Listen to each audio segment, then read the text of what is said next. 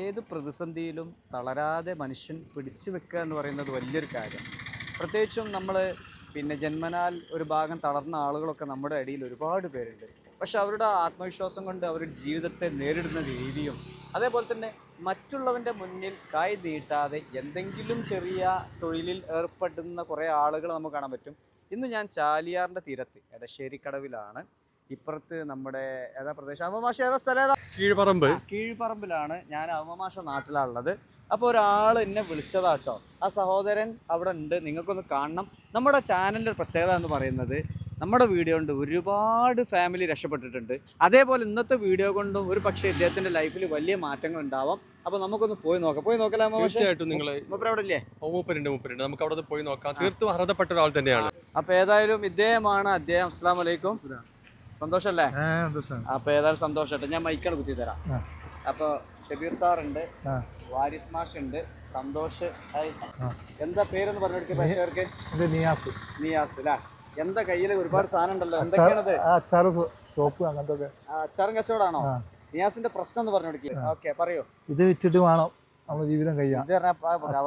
അച്ചാർ വെക്കണം അല്ലേ? ഇത് എവിടുന്ന? റെഡിമെയ്ഡ് ആണോ? അത് റെഡിമെയ്ഡ് അല്ല, ഇത് വീട്ടിലുണ്ടാക്കണ. ഓക്കെ, അടിപൊളി. കുട്ടി ഉണ്ടാക്കണത് എന്തൊക്കെ? അപ്പത്തേറ്റ് ഇങ്ങനെ രാവിലെ ഇറങ്ങും ഒരു ഉച്ചന്റെ ചിലപ്പോ രാവിലെ ഇറങ്ങും. ഓരോ ടൈം ചിലപ്പോ എവിടെയൊക്കെ ഉണ്ടാവും സ്പോട്ട് ലൊക്കേഷൻ? പിന്നെ കുനിയിലുണ്ടാവും. പിന്നെ ഈ ഏരിയയിൽ ഇങ്ങനെ പോകും. നമ്മൾ ഈ പരിസരത്ത് നമ്മളാ ഏരിയ തോന്നുന്നുണ്ടാവും. പയമ്പറമ്പ് ഏരിയ അവിടെ വിറ്റ് ചെലവായി ഇങ്ങനെ പോകും. ഇതിപ്പോ 1.5 വർഷമാണ്. അതായത് അതിന് മുന്നേ പീടിയേന്, പെട്ടി. ആ സ്ഥലം വീടിന്റെ ഉടമ വിറ്റുപോയി. ഇതിനൊരു മാർഗം ഒന്നുമില്ലല്ലോ നമുക്ക്. ആ പീടിയും വെക്കാൻ സൗകര്യങ്ങളൊന്നും ഇല്ല. അപ്പൊ ഞാൻ എന്ത് പറഞ്ഞത്, എന്നോട് ഒരാൾ പറഞ്ഞു ഇങ്ങനത്തെ പരിപാടി തുടങ്ങിക്കോ. അങ്ങനെയാണ് ഇത് തുടങ്ങി.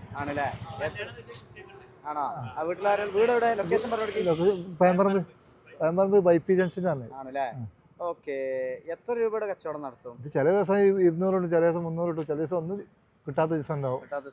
പിന്നെ അങ്ങനെയാണ്. ഒരു 100 രൂപയ്ക്ക് വിറ്റ് എത്ര വരി കൊണ്ടുപോകാം ലാഭം? ലാഭം എന്ന് പറഞ്ഞാലും 10 പാക്ക് വിറ്റാലും നമുക്ക് 100 ഉണ്ടാവും ലാഭം.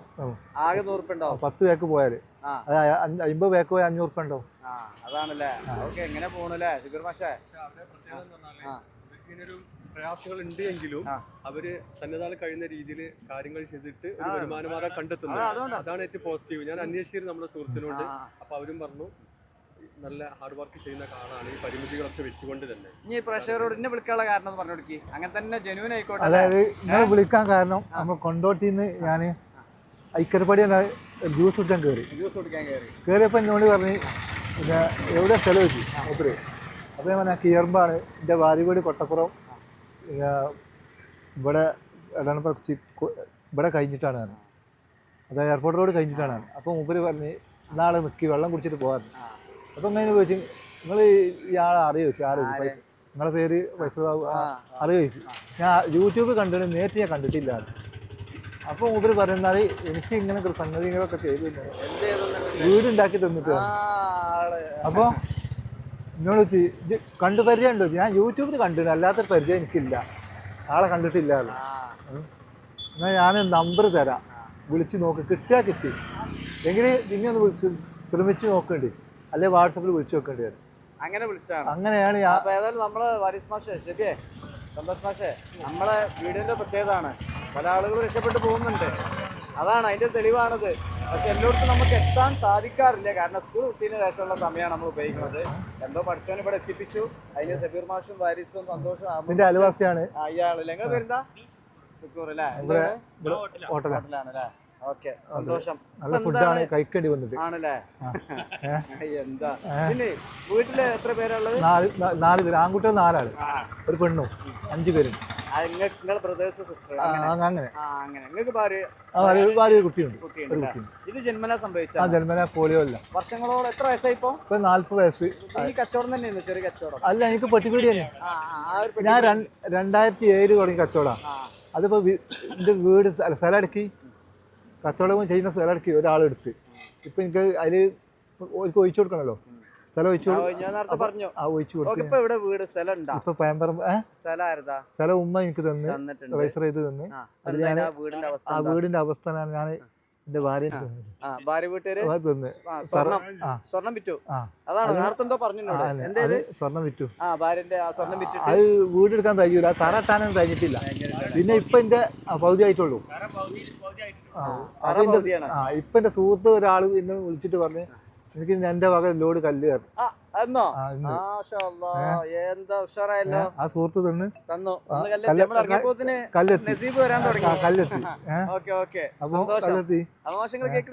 ഇതാരാ ഈ ബൈക്കാരെന്ന്? ഇത് എന്റെ അതായത് ഇതിന് എന്റെ മാമുണ്ട് ഒരു 30 രൂപ മാമ, ബാക്കി 80% എന്റെ അടുത്തായ പിന്നെ മെമ്പർ ആരെയാണ് സഹായിച്ച എനിക്ക് ആരെയും കൂട്ടിനോ എനിക്ക് അറിയില്ല, ഞാൻ ചോദിച്ചിട്ടില്ല. ആയിക്കോട്ടെ, ആ മെമ്പർ പഴയ മെമ്പർ തന്നു. പഴയ മെമ്പർ ആ വീടുകളിൽ പോകും. അതിന് ചില ദിവസം ഞാനും എന്റെ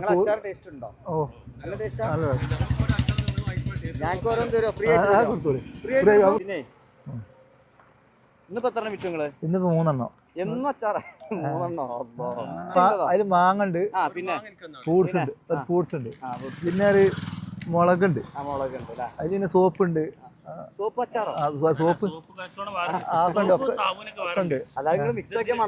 ഇല്ല കവറിൽ കെട്ടിയതാണ്. അത് ശ്രദ്ധിക്കണം കേട്ടോ.